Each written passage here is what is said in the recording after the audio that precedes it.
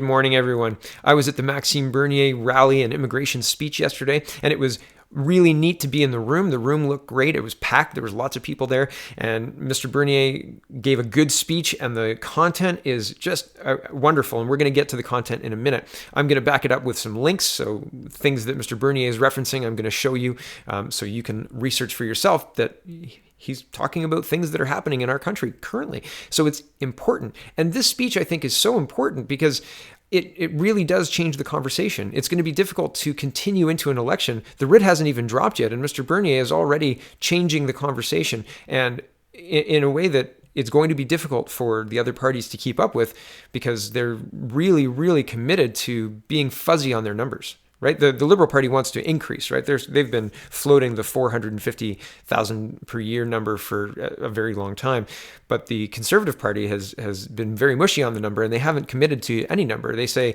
we're going to bring in as many people as Canada needs, and who needs Canada? That was Scheer's quote. So I mean, that's kind of So I think this speech is important. So I'm going to read it. So here we go. Buckle in because it's a little bit long, but I think I'll probably do it in less time than Mr. Bernier. And I've cut out a little bit of rhetoric bits and some other parts that aren't so hard policy. This isn't a critique on the speech. This is just I'm trying to get to the meat of it and be conscious of your time. I enjoyed the whole speech, I'll be honest. And I'll tell you a little anecdote beforehand. We stood for O Canada, and it sounded like somebody was playing it on a phone, but it was coming from the speakers, but it wasn't very loud. Like it was really, really quiet. And there was one person, and I don't know who that person was, but they started singing. And so everybody started singing. And as soon as that happened, it was a special moment, I think. And it was neat to be a part of because it was camaraderie. And yeah, it was really neat. So that was a neat way to start the night. And yeah, it was really cool. So here we go. Speech, the People's Party of Canada's position on immigration and multiculturalism. And this is Maxime Bernier's words, and I am just reading them to get to the points where I can show you my links. Okay. I want to discuss with you today the People's Party position on immigration. For decades now, there has only been one acceptable position among our political and intellectual elites: more and more and more immigration. There is a taboo around this topic. As soon as you raise a concern about the level of immigration, someone will accuse you of harboring anti-immigrant views and being racist or xenophobic. The result is that all of the other parties have the same position. They are all in favor of mass immigration. The Liberals have increased immigration levels from an average of 250,000 per year during the last decades to 350,000 in 2021, a 40% increase. Right now it's at 340, I believe. I scroll down a little bit. No lessons to receive. Mr. Bernier is not going to spend 30 minutes rejecting accusations of racism, only 30 seconds. That's all I need to refute a false and ridiculous accusation. I don't care one bit about people's race or skin color. I have said many times that racists and bigots are not welcome in our party. We care about shared values, culture, and identity. You can be of any ethnic background or faith and be a Canadian if you share fundamental Canadian values, learn about our history and culture, and integrate into our society. There are nominated candidates of all races and religions in the PPC, with names like Salim Mansour, Rocky Dong. I'm going to not try any of the rest of them because I'm really bad at names and I'm going to slaughter them all. And there are many, many diverse people on the PPC, and perhaps I should have a link to show you that.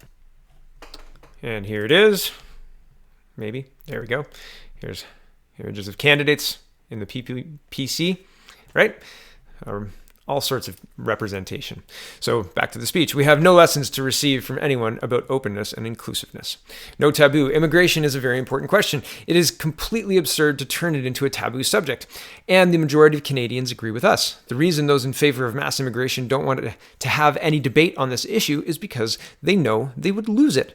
Every survey that has come out in recent years shows that a large proportion of Canadians, depending on the question, support a lower immigration level. In an Angus Reid poll last year, 49% said it was too high, while only 6% wanted Canada to accept more immigrants.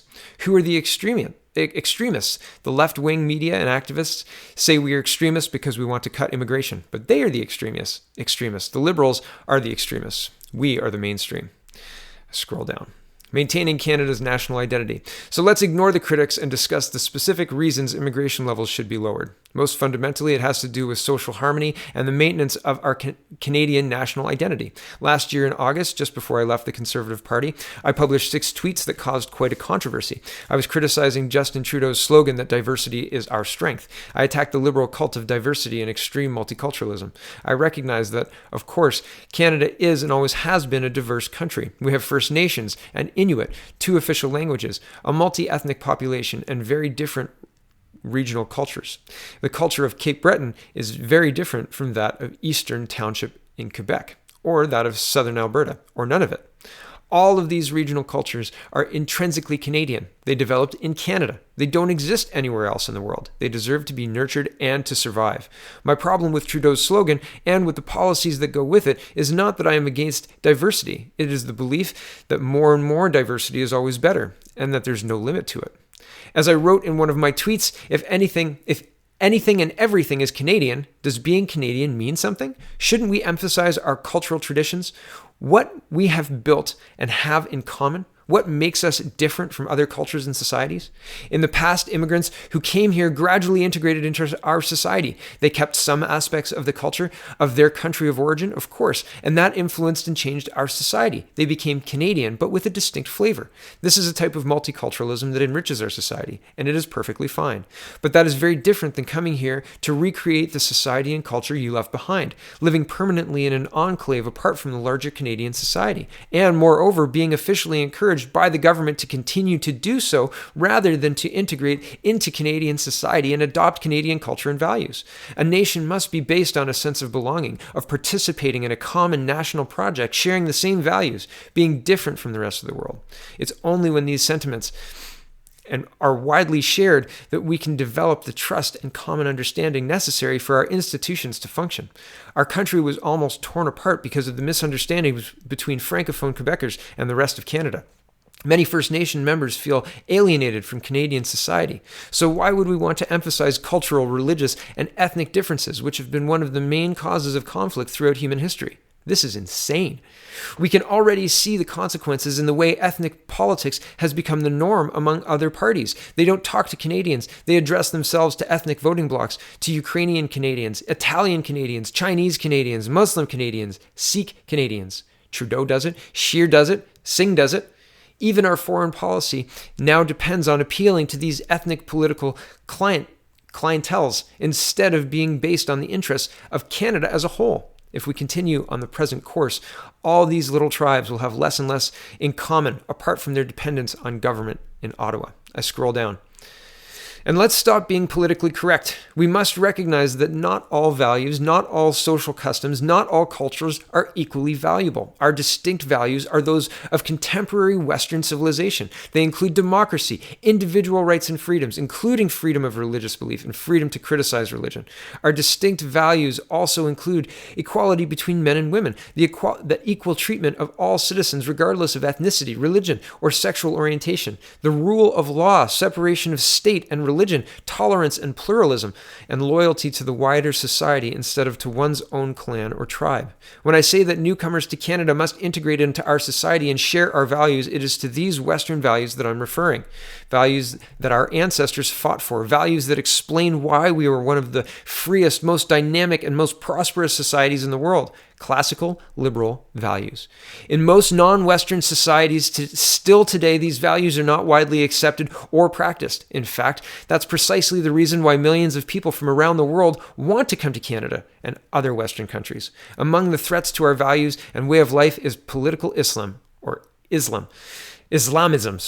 the fastest growing and most dangerous radical ideology in the world today, which is responsible for so much violence in so many countries. There's growing evidence that Islamists are pushing their agenda here in Canada with support from money in the Middle East.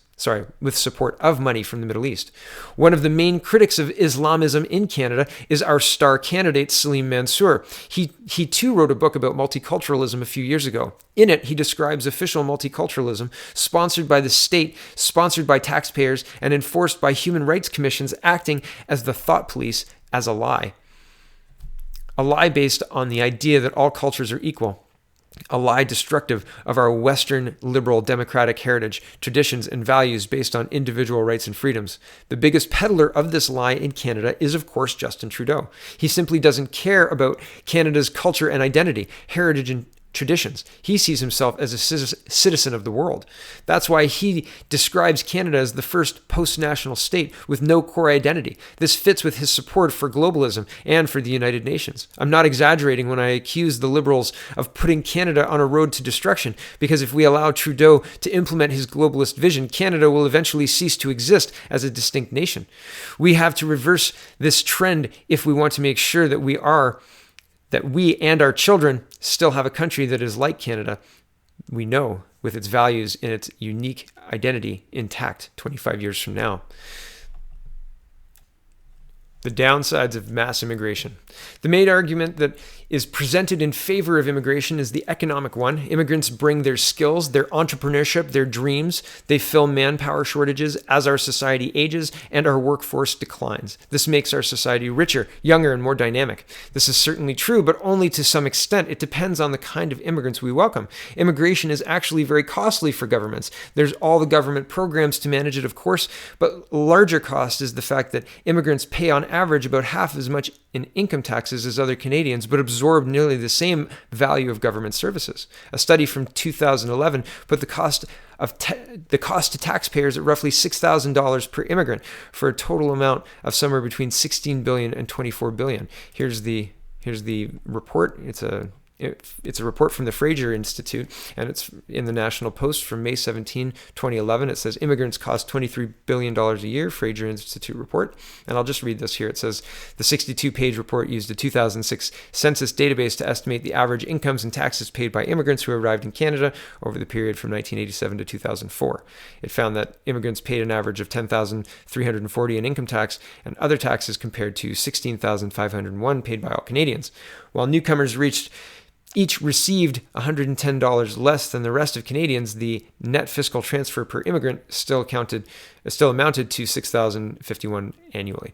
The study examined the incomes of adults exclusively and assumed the average immigrant pays taxes and receives benefits for 45 years. So, and there's more to this, but it is.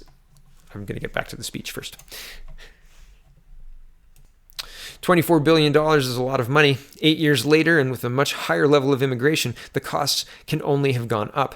One reason for that is that immigrants generally have lower wages than non-immigrants. But another key reason is that the proportion of immigrants who come to Canada because they have the right skills, based on their education, work experience, and knowledge of an official language, is not very high, and has been dropping under the Liberal government.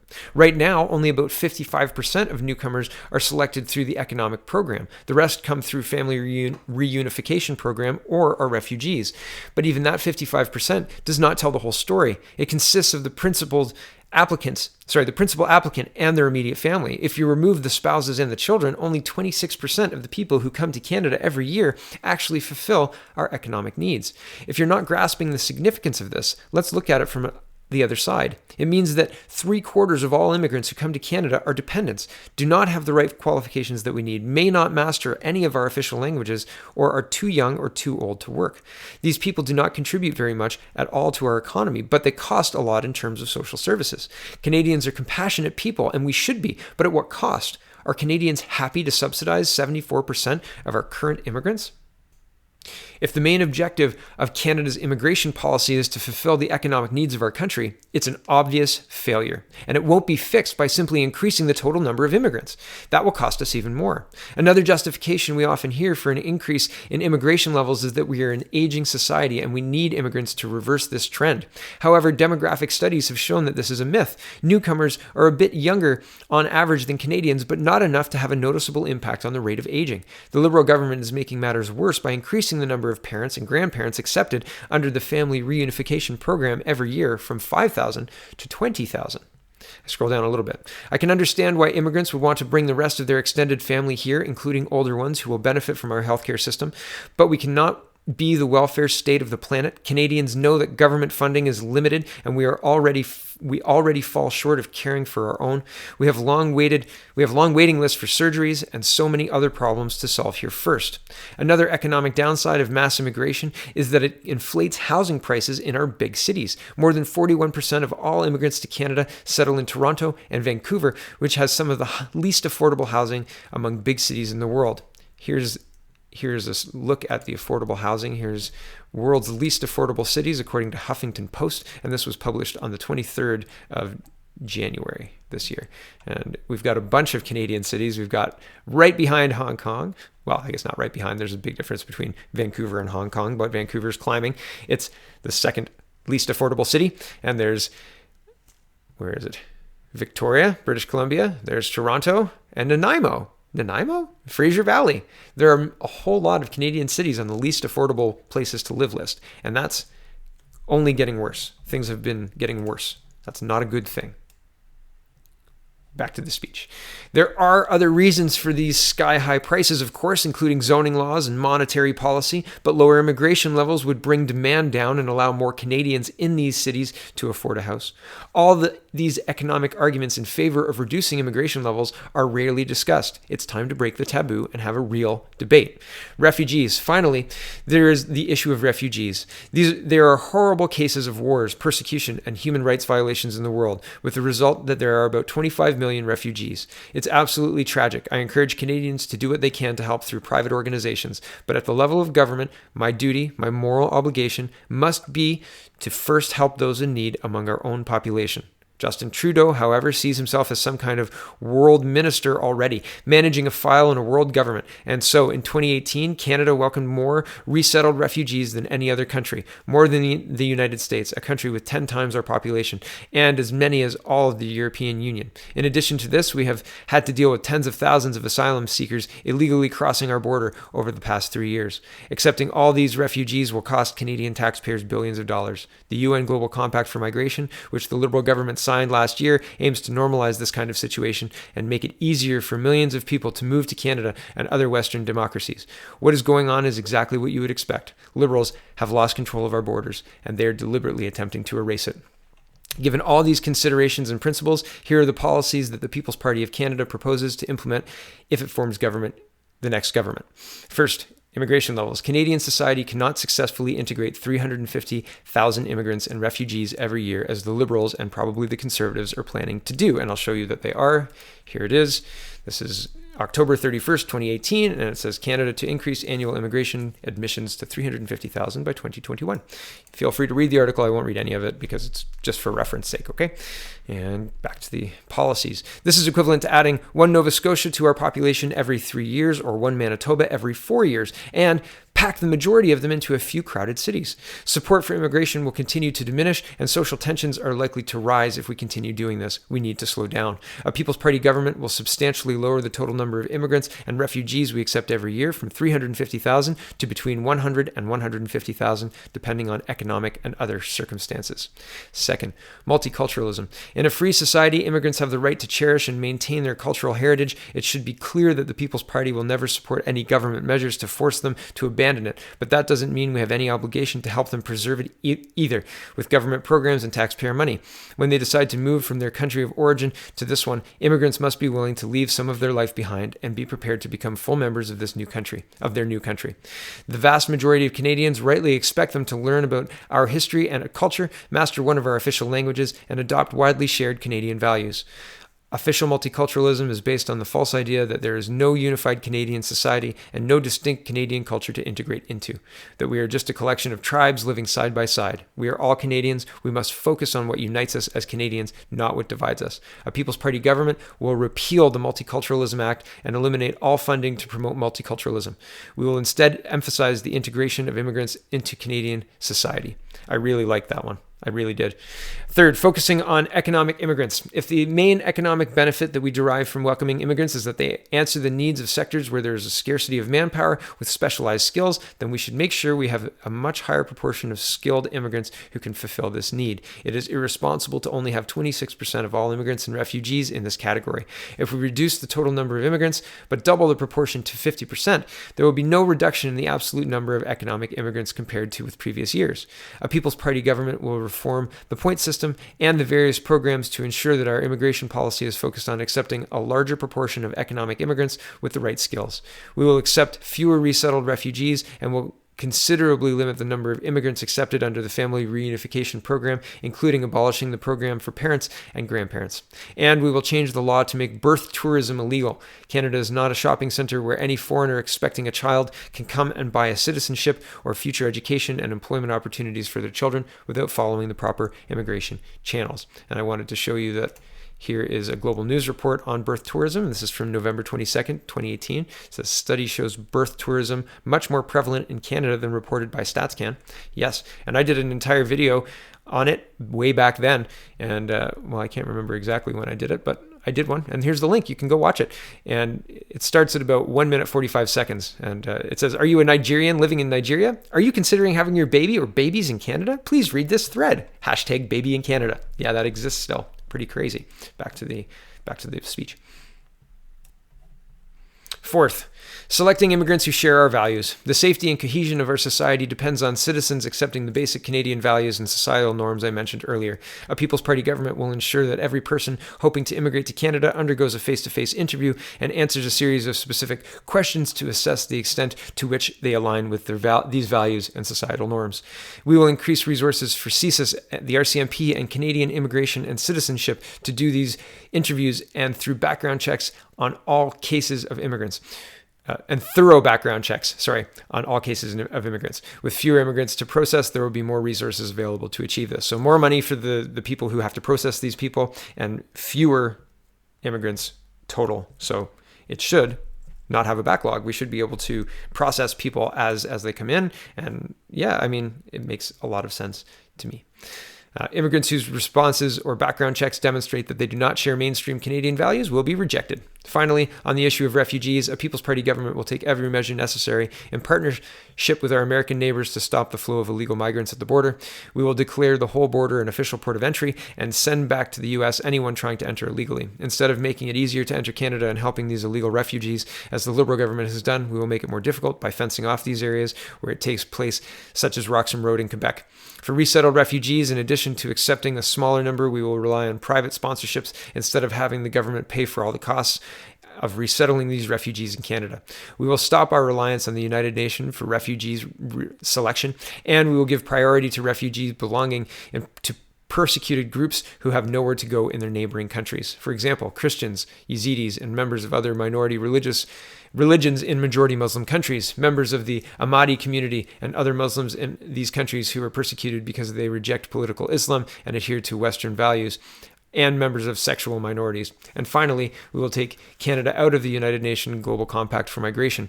Our immigration laws will be made in Canada for the interests of Canadians. Conclusion. This has been a long speech, so my conclusion will be brief. The primary aim of Canada's immigration policy should be to economically benefit Canadians and Canada as a whole. It should not aim to forcibly change the cultural character and social fabric of Canada as radical proponents of multiculturalism want. Canada has its own distinct identity, worth preserving among the nations of the world. It should not put excessive financial burdens on the shoulders of Canadians in the pursuit of humanitarian goals. Canadians are generous, but it is not our responsibility to solve the world's problems. And it should not be used as a political tool to pander and buy votes among immigrant communities. This kind of ethnic politics practiced by all the other parties will lead to even more social division. We are all Canadians. The People's Party will unite Canadians with an immigration policy designed to benefit all of us. Thank you.